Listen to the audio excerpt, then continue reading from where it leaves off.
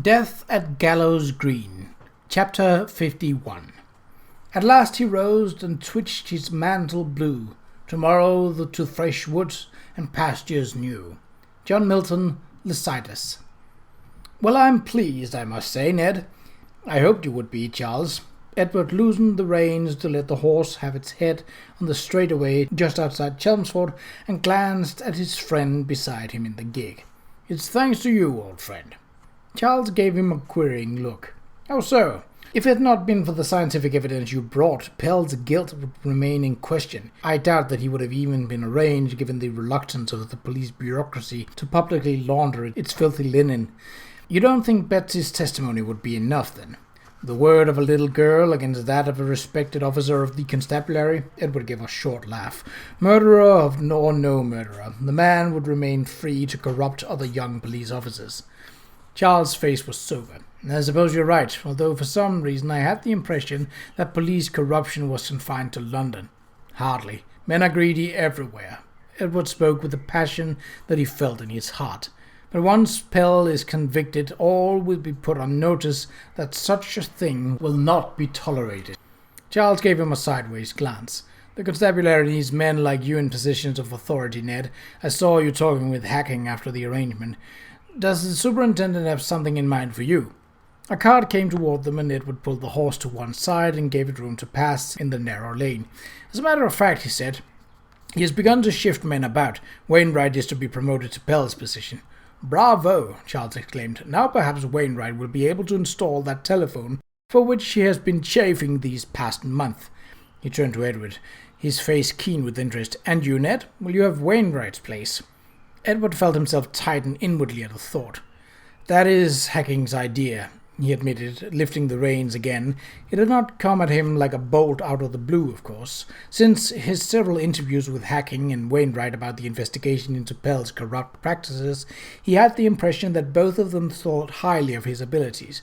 Still, it was a considerable jump from constable to inspector, and there were several sergeants who might be expected to look askance at the promotion. And you? Charles inquired thoughtfully. What is your idea, Ned? Edward sighed. I don't know, Charlie. I'm an ambitious man. I've long wanted a larger district and more responsibility, and the promotion would mean a substantial increase in income at a time when I shall want more money. He paused. I intend to wed Agnes, you know.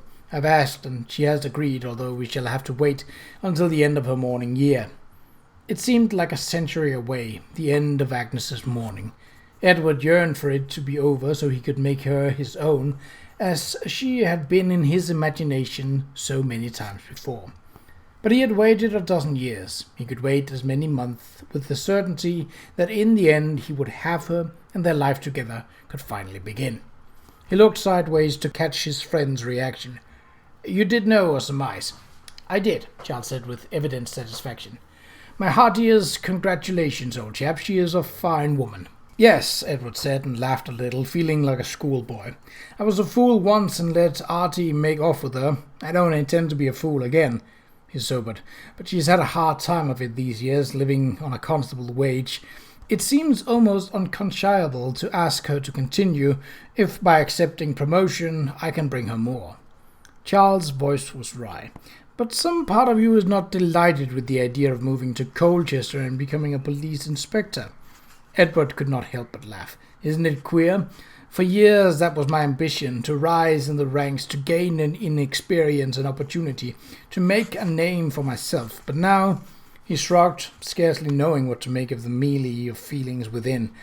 I'm not sure. Dedham is a fine village, quiet, orderly, a friendly place for children to spend their young years. And Napthan's little farm, or its like, that idea has its charms too. I've saved enough money to have it, or nearly so. Aha, Charles said, lightly smiling. I thought as much. Agnes in the dairy, Betsy in the market garden, and a rosy-cheeked little Edward helping his father herd the cows. An island of pastoral peace and placidity amid the tumultuous sea of modern civilization. He chuckled and fetched up a pair of lines that Edward recognized from his long-ago school days. At last he rose and twitched his mantle blue, tomorrow to fresh woods and pastures new. That's it, eh? A twitch of the blue mantle, and you're off to tend the sheep with Milton under one arm. Edward laughed again helplessly. When you put it like that, but yes, I suppose so. It certainly is peaceful. Agnes and I and our children would have a good life. Charles turned to look at him steadily. And yet there is something alluring about the Colchester position, is there not? Aside from any personal ambition, that is. There is, Edward said, grateful to his friend for posing both sides of the question so clearly. I suppose I could make a change in the way of police business is done. If I were there paying attention as attention should be paid, men like Pell might find it more difficult to do their dirty work under cover of the law. Suppose, man. Charles clapped him on the back. It's not a matter of supposition. A man of your brains, your integrity, you are what the constabulary needs, Ned. You're suggesting that I should do it. I'm suggesting that you and Agnes ought to confer and decide together. If both of you honestly prefer the cows and cheeses, then have your farm. I shall gladly visit with your rustic retreat and revel in the delights of the country. But if there is a question in your minds, give the Colchester position a go and see what happens. You can always have the farm, can you not? We can, Edward said, feeling much easier. I will bring it up to her this very evening. He turned to Charles. And what of you, my friend? Charles, who was applying his attention to a blue tit in the hedge, did not answer immediately. Well, he replied after a moment. What of me? Ah, yes, what of me? Edward felt his question had been bold, but Charles had, after all, offered him advice, and he had seen the unguarded way his friend looked at the lady when he thought no one was watching. He knew Charles to be a man who placed his affection deliberately, but not one to make speed. Miss Ardley appeared to fancy him, Edward thought, from his observation of her behaviour in Agnes's kitchen several days before. But one could not read a lady's heart in her face, especially a lady as independent-minded as Miss Ardley. That she had resisted marriage as long as she had was testimony to her commitment to the single life. Still, just a day or two ago, one of the Marston kitchen servants had let it slip in the butcher shop that Bradford Marston fancied her, and the Marston name and title had to be an attractive incentive to any woman. If Charles did not look out, he might find himself left behind, as Edward had been a dozen years before. And that would be a great pity, Edward thought, remembering with a melting in his stomach Agnes's soft, yielding yes when she agreed to at last marry him. I have told you my intention, he said. What is yours, with regard to Miss Ardley, that is? Charles continued to consider the blue tit singing merrily in the tangle of sprouts growing out of a pollarded willow. At last he spoke. It is not my intention that is in question, my dear Ned. It is Mrs. Ardley's.